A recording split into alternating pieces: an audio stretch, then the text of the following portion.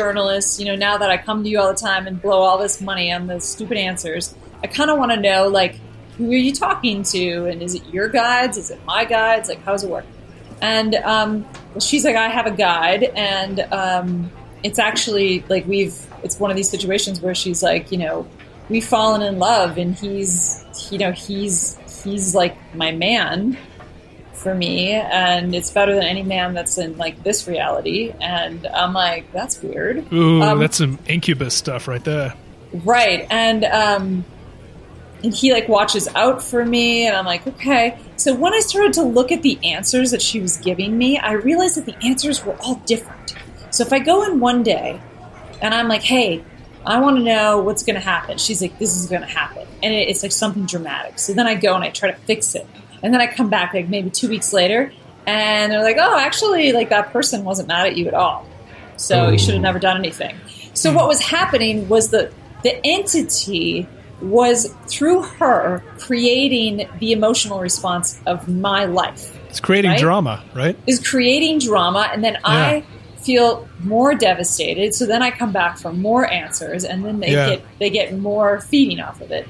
And it took me a while, but then I thought, oh my God, this, like, none of this situation even exists. This whole her, the being or whatever, is completely creating it, and I'm just following along with it because I think it's going to make my life better. Yeah, it's like one of those classic emotional abuse. It's like what psychopaths do to you, It's but they obviously know the human psyche so well that they can just, play us like a fucking violin. Anyway, you two are like the TTSA of mediumship. It's all bad. It's a threat. Don't worry about it. When they're coming to get us. Evidence suggests the They're opposite. watching you masturbate, people. Don't get in the alien ship, Josh. Don't do it. They're watching you masturbate. Okay, the fact that you two really thought about that is kind of freaky. I mean, I just never have thought about that. I mean, now everyone's thinking about it. Yeah. Sorry, everyone. It actually works for me. Anyway, Grandpa's in your bathroom with you with all your dirty mags. Yeah. Porno mags. They're still a thing. Listen, Grandma, I can wash it as long as and hard as I want to. It's my fucking whatever. Look, here's what happened to Joe. Right? Poor old fucking Joe. Oh yeah, finish your story. He had a bad time. Poor old Joe. He after this, he writes this book, right? And I read somewhere, maybe listened to it. I was trying to find a bunch of information about this before I read the book. But he was basically warned from the spirits of writing this book. Don't do it. Or else. And so he ends up having all these problems. He gets married, but his relationship starts falling to pieces. He gets some horrible back injury, and he starts being dependent on these antidepressant drugs and all sorts of other stuff. He ends up he divorces his wife. He gets broke. He's trying to write another book.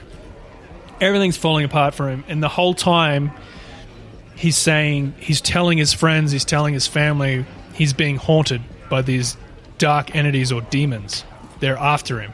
They won't stop coming after him. They won't let him sleep. They're in his dreams constantly. He's having these huge issues with it. So, cut to a few years later, a couple of hikers are walking through this forest at the bottom of a ravine. They find his body. He's seems to have jumped from the top of this ravine and killed himself. When he was actually said a number of times, he was vehemently against suicide and all sorts of stuff.